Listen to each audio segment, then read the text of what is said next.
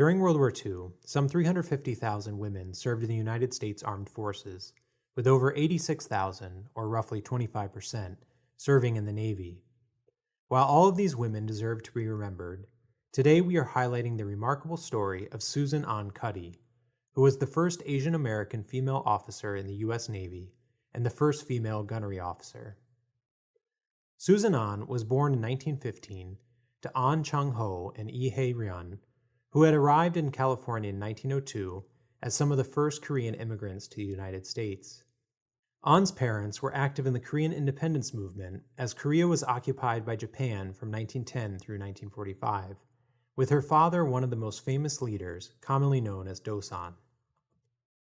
Growing up in Los Angeles, Ahn remembered her father telling her and her siblings to be very good American citizens and to never forget our Korean heritage. After graduating high school, Ahn went to Los Angeles City College and then San Diego State College. In 1938, her father Dosan died while in Japanese custody. After Pearl Harbor, it was only logical that Ahn continue her father's struggle against the Japanese by joining the military. As she put it was one way to serve your family's country and your own. After the WAVES, or Women Accepted for Volunteer Emergency Service, was established in July 1942, Ahn went to join, but she was turned away for being Asian. As she later told an interviewer, "We were unusual in those days, and we looked like the enemy." Undeterred, she reapplied and was accepted into the Navy in December 1942 as an enlisted WAVE. At that time, the Navy had just set up a centralized recruit training center in Cedar Falls, Iowa for enlisted WAVES. Ahn was part of the first group of women to go through the 5-week training course there. Next, she went to Link training in Atlanta, Georgia, to learn how to work with those early flight simulators. She graduated the training as a Petty Officer 3rd Class Specialist T, or Navy instructor, in March 1943. After being assigned to Naval Air Station Miami, Ahn worked as a Link operator training pilots. But while there, she was temporarily reassigned to be an aerial gunnery instructor, helping the air crews aim correctly at the moving targets. During this time, an officer also recommended Ahn for officer training.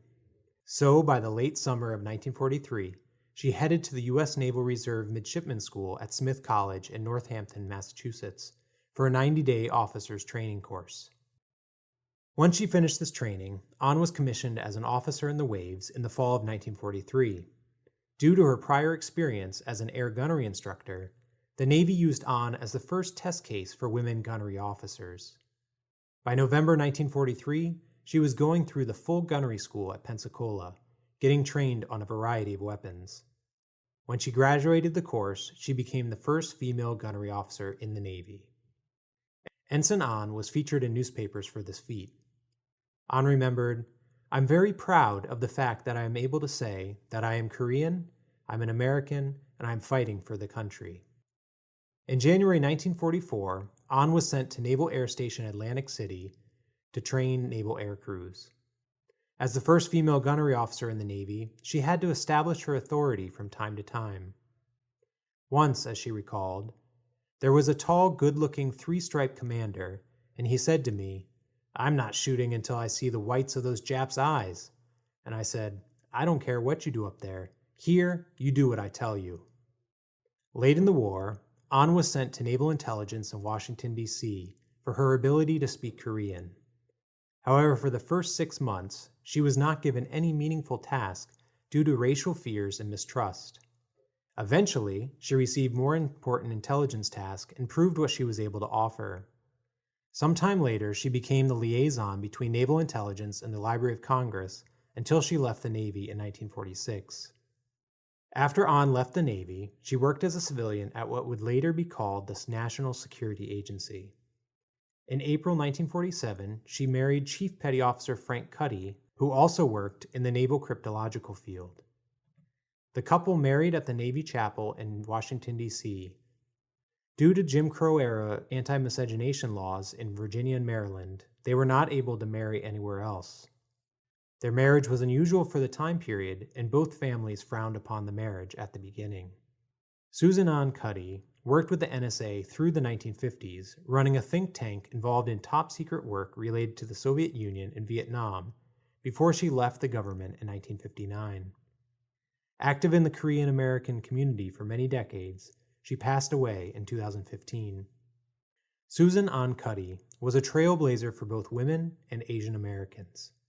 She was proud of her World War II service in the waves. As she said later, "I was American. I was very American, raised to honor and love America. There was actually no choice.